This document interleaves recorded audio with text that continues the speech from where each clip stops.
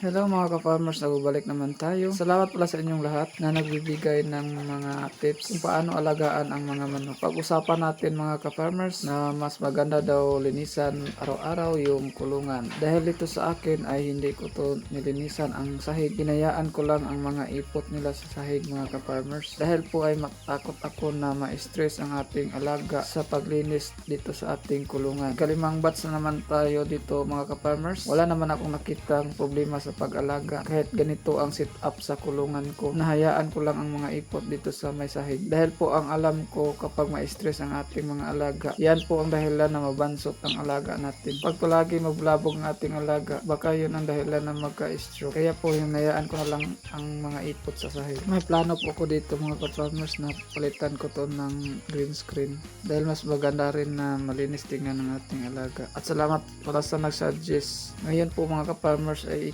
17 days na pala itong ating alaga. Mga ka-farmers, kung hindi ka pa nakapalo sa akin, pakihit naman ang follow button para updated ka sa aking mga video.